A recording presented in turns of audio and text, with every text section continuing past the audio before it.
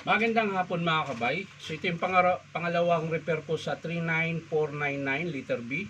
So hindi ko na po isaksak mga kabay dahil ayan po, putol din na naman siya. So na-repair ko to nung 2023 pa mga kabay. Ano to? January, February, March, April, May, June, July, August 11, 2023. So ngayon lang po siya bumalik. So titingnan natin mga kabay kung ito lang wiring pa rin ba ang sira o iba na. So tara mga kabay, samahan niyo po ako. So mga kabay, naluwagan ko na po yung screw niya. Yan. So ang daming ipis mga kabay. Oh. Ang daming tae ng ipis. So syempre ganun pa rin. Unahin natin yung naputol na cord. Ayan.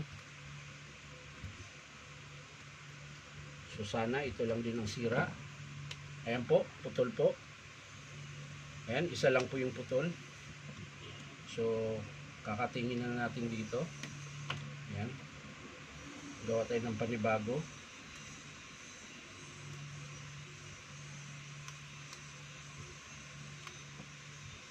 Panibagong balat. Ayan.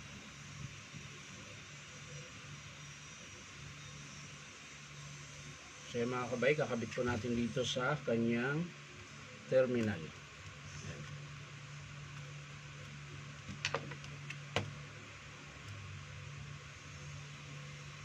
So sana ito lang din ang sira. Ayan.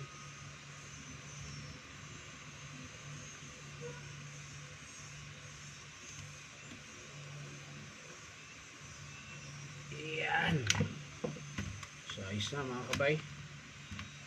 Lalagay lang natin yung kanyang cord clamp.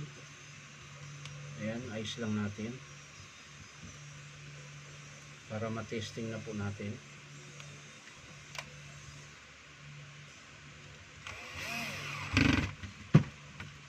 So ayan, testing natin.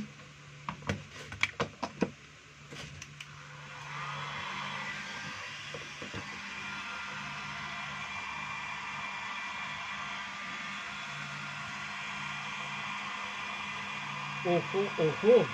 Yun. Yun lang mga kabay.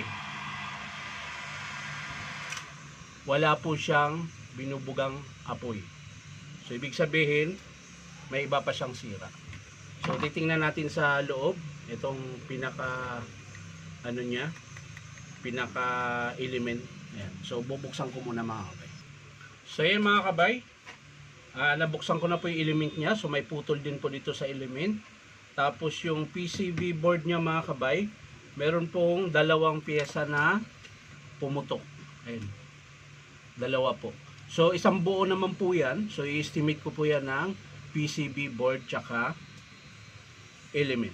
So hindi ko na po ipapakita kung paano buuin mga kabay. Papakita ko na lang sa inyo kapag in-approve ng customer. So maraming salamat mga kabay sa panonood at pa-like and share na rin po. At syempre po, baka naman pwede makahingi sa inyo na isang subscribe dito po sa aking YouTube account na Inong Tabay. So maraming salamat. Bye-bye.